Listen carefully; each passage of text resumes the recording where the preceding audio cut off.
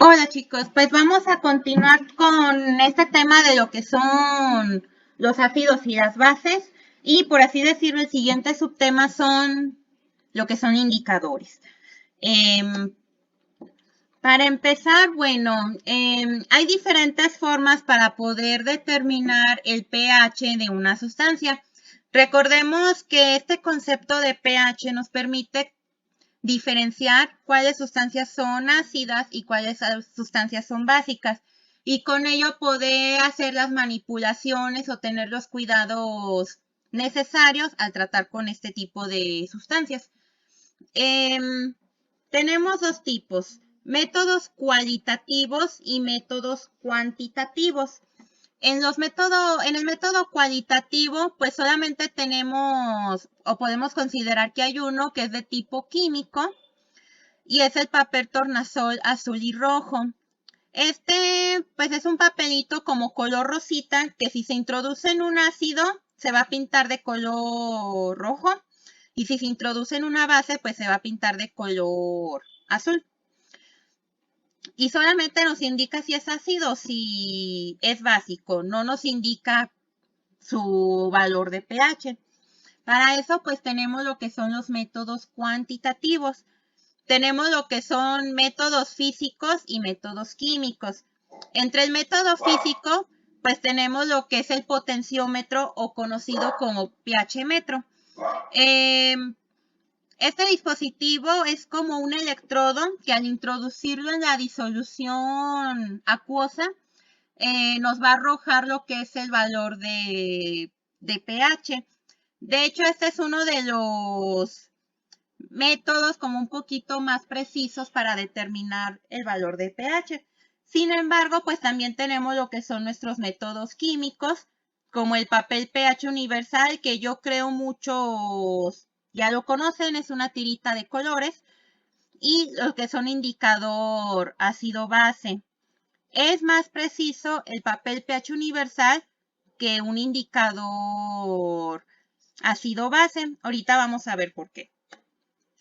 En estas imágenes, estas son las tiritas de colores que tienen franjitas de colores.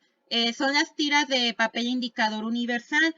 Cuando las introducimos en una sustancia y la retiramos, la comparamos con una escala de medida, pues para determinar su valor de pH. De hecho, estas tiritas, pues sí son demasiado costosas. Este sería lo que es el potenciómetro o pH metro. Tenemos lo que es como un panel que nos va a arrojar lo que es la lectura del pH cuando introducimos el electrodo en lo que sería la disolución. Y la ventaja de estos es que podemos estarlos calibrando constantemente para que los valores que nos arroje de pH sean lo más exactos posibles. Y acá de este lado tenemos lo que es el papel tornasol. Como les dije, es como de color rosita, que si es básico se pinta de color azul, si es ácido pues se va a pintar de color rojo.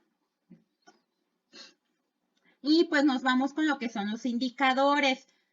Los indicadores pues son sustancias de origen orgánico, son moléculas demasiado complejas, moléculas muy grandes, que tienen esa propiedad de poder cambiar de color de acuerdo a la concentración de iones hidronio o iones hidroxilo presentes en la disolución. Generalmente estos indicadores son, son de origen, generalmente son de origen vegetal, algunos son de origen animal como de algunos insectos. Y bueno, ¿por qué se utilizan estos? Porque tienen esa propiedad de que en forma iónica, es decir, cuando se separan en iones, tienen un color y cuando están en su forma normal o molecular van a tener otro. De hecho, estos indicadores, por eso les digo, son un poquito menos precisos que las tiras de papel indicador universal, porque va a depender mucho de la coloración original de la muestra donde lo voy a agregar, va a depender mucho de la percepción del observador y también como de otros factores. Por eso les comento que sí es un poquito menos exacto, pero nos permite o nos ayuda a identificar también qué sustancias son ácidas y qué sustancias son básicas.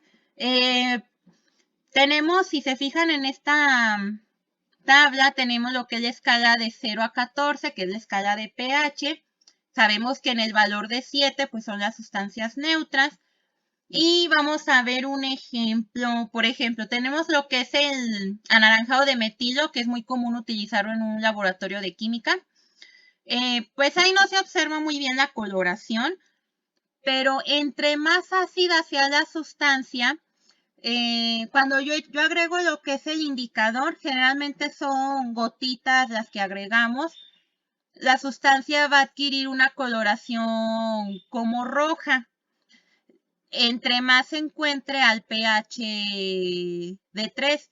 Pero si la sustancia es de carácter básico, nos fijamos que del lado básico, que es de nuestro lado derecho, adquiere una coloración amarilla.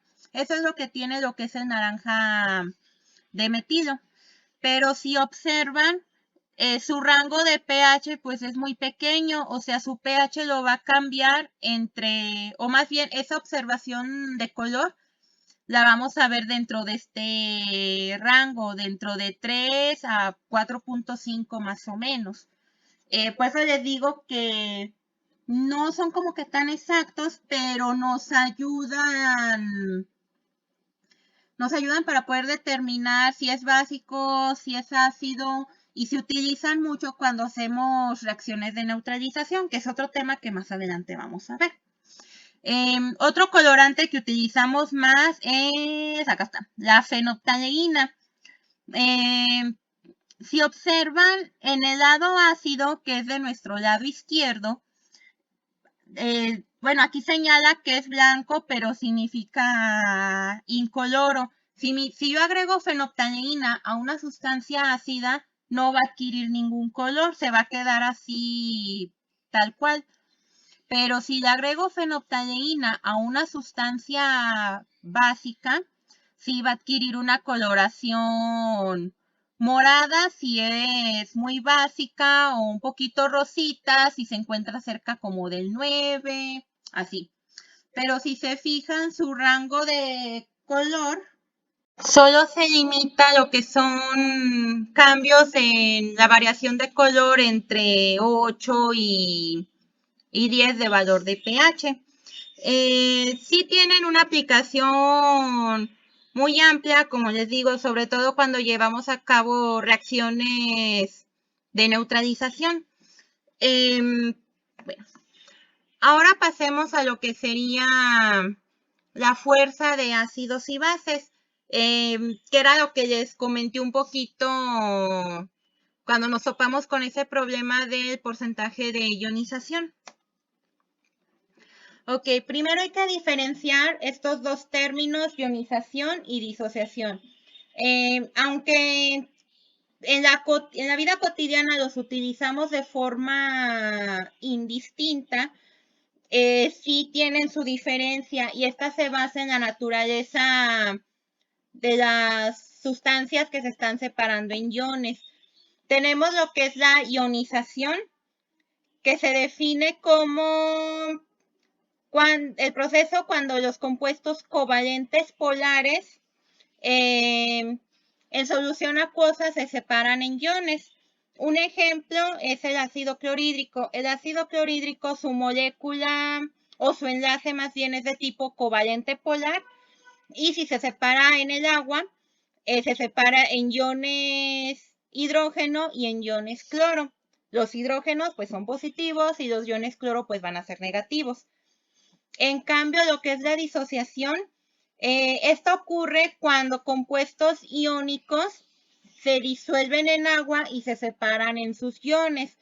En este caso, un ejemplo de compuesto iónico, pues son algunos hidróxidos, como el hidróxido de sodio, hidróxido de bario, hidróxido de magnesio, que es una molécula iónica. Se disuelve en agua y se separa en iones sodio, que son positivos, y en iones OH, que son negativos.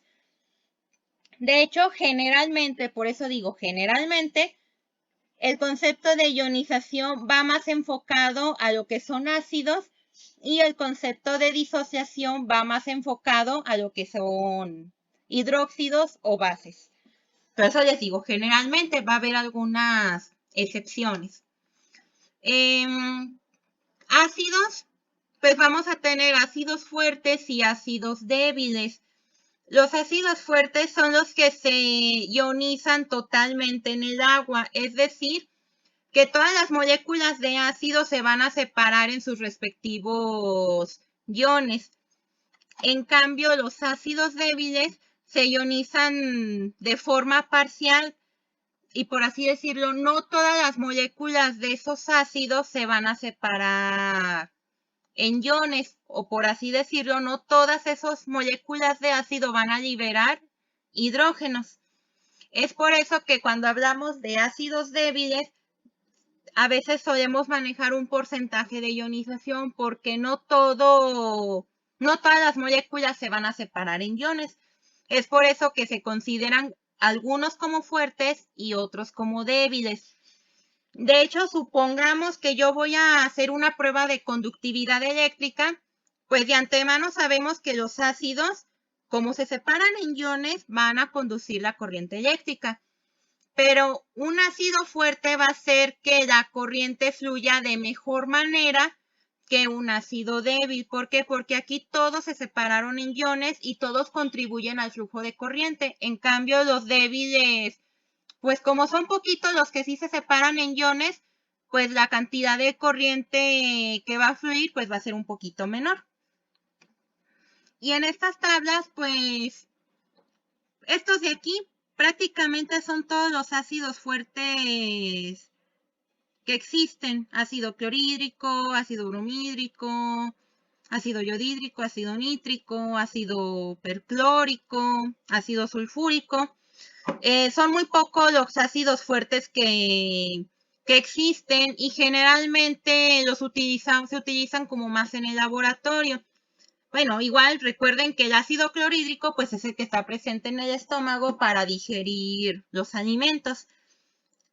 Estos solamente son algunos de los ácidos débiles, pero ácidos débiles hay muchísimos más. Aquí solamente les puse algunos ejemplos. Estas moléculas de ácido fuerte pues son las que se van a ionizar por completo cuando se disuelvan en agua. Los que son los ácidos débiles pues se ionizan en menor porcentaje. De hecho, aquí está el valor del agua solamente como referencia de lo que es K. K se conoce como constante de acidez. De hecho, si yo quiero calcular, supongamos, yo preparé una solución de ácido acético a tanta molar, pero yo quiero calcular de manera matemática su pH, tengo que considerar este valor de K, que es la constante de acidez, y lo que es el sistema en equilibrio del ácido acético para poder determinar su valor de pH. Y pues ya conociendo cuánto queda en el equilibrio y todo esto, pues ya puedo determinar el porcentaje de ionización. De hecho, los cálculos para ácidos débiles pues sí son un poquito más complejos. En nuestro caso, no los vamos a abordar. Nos enfocaremos generalmente en ácidos fuertes. Ahora vámonos con lo que son bases fuertes y bases débiles. Sucede lo mismo de forma análoga como con los ácidos. Si son bases fuertes, se van a disociar, aquí es donde por eso cambia el término, se van a disociar por completo y van a liberar mayor cantidad de iones oxidrilo, si no es que liberan todos sus iones oxidrilo. Y en cambio las bases débiles pues se disocian de forma parcial y pues no van a liberar todos los iones oxidrilos que tienen. Igual, si hacemos una prueba de conductividad eléctrica, las bases fuertes van a conducir mucho mejor el flujo de corriente que las bases débiles. Esto debido a su tipo de ionización. Las bases fuertes se disocian por completo y las débiles se disocian débilmente. Igual tenemos aquí una tabla con todas las bases fuertes, porque estas serían todas las bases fuertes que se conocen: hidróxido de cesio, hidróxido de rubidio, hidróxido de potasio, hidróxido de sodio, que si recordamos, estos los utilizamos mucho para elaboración de jabones. Hidróxido de potasio generalmente para jabones líquidos, hidróxido de sodio generalmente para jabones sólidos, hidróxido de bario y hidróxido de calcio. Estas serían prácticamente todas nuestras bases fuertes. Y también tenemos lo que serían bases débiles. La más conocida o la más común pues es el amoníaco, que si recordamos la teoría de Bronsted y Lowry es la que explica su carácter básico. Igual, la cantidad de bases débiles pues es menor que la de los ácidos débiles. Y si se fijan, para yo poder, como les digo, calcular, si yo preparé una disolución de anilina, supongamos, y quiero calcular su pH, tengo que considerar su valor de Kb. Kb es la constante de basicidad de estas bases. Tendría que considerar considerar el equilibrio químico de la anilina para poder determinar su valor de pH como de forma analítica. Y bueno, pues hasta aquí sería por mi parte lo de lo que corresponde a esta parte de la unidad número 3. Espero pues les haya aclarado algunas dudas y pues nos vemos en otro próximo video, el cual va a ser reacciones de neutralización e hidrólisis. Y pues muchas gracias.